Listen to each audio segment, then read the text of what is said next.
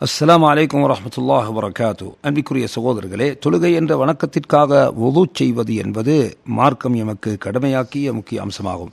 அல்லாஹ் குர்ஆனில், ஈமான் கொண்டவர்களே, தொழுகைக்காக நீங்கள் தயாராகிவிட்டால் உங்கள் முகங்களை, கைகளை முழங்கை வரைக்கும் இன்னும் கழுவிக்கொள்ளுங்கள், தலையை தண்ணீரால் தடவிக்கொள்ளுங்கள், கால்களை கரண்டை கால் வரைக்கும் கழுவிக்கொள்ளுங்கள் என்று சொல்கிறார். எனவே வுது என்பது ஒவ்வொரு தொழுகைக்காகவும் ஒரு மனிதன் செய்ய வேண்டிய கட்டாய கடமையாகும். வுது செய்ய வேண்டிய கடமை நிலையில் அவர் இருப்பார் என்று சொன்னால் ஃபர்லான சுன்னத்தான அனைத்து தொழுகைகளுக்கும் வுது செய்வது கடமையாகும். நபி அவர்கள் சொன்னார்கள், வுதுவின்றி அல்லாஹ் தொழுகையை ஏற்றுக்கொள்ள மாட்டான். சகோதரர்களே, தொழுகை வுதுவினுடைய கடமை யாது என்பதை நாம் பார்த்தால், முதலில் ஒரு மனிதன் தன் முகம், தனது வாய், மூக்கு போன்றவற்றை கழுகிக்கொள்ள வேண்டும்.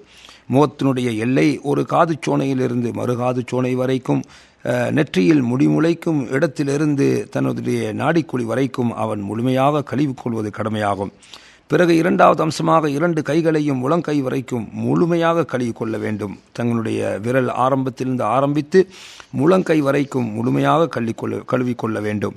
மூன்றாவது அம்சமாக தலையை மசுகு செய்வது, அதாவது தலையினுடைய முன்னெற்றியிலிருந்து கைகளை வைத்து பிடரி வரைக்கும் கொண்டு போய் மீண்டும் முன்னெற்றி வரைக்கும் நபியவர்கள் கொண்டு வருபவர்களாக இருந்தார்கள்.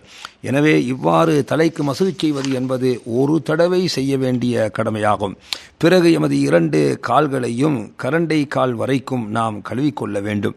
கரண்டை கால் என்பது எமது பாதத்தின் பின்பகுதியில் எழுந்திருக்கக்கூடிய அந்த 2 முள்ளுகளுக்கும் சொல்லப்படும். எனவே இதுவரைக்கும் கால்களை கழுவிக்கொள்வது ஒரு மனிதனுக்கு வுதுவில் கடமையாக இருக்கின்றது. அதே போன்று சகோதரர்களை, வுது செய்யும் போது ஒவ்வொரு உருவுக்குரிய உறுப்பையும் அதற்கு பின் அது என்ற அடிப்படையில் முதலில் முகம், பிறகு கை, பிறகு தலை, பிறகு கால் என்ற அடிப்படையில் கழுவிக்கொள்ள வேண்டும்.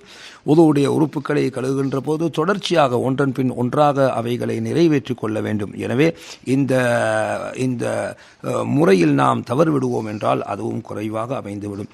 3 தடவை உறுப்புகளை கழுவுவது சுன்னத்தாகும். ஒரு முறை கழுவினாலும் போதும், கடமையை நிறைவேறிவிடும்.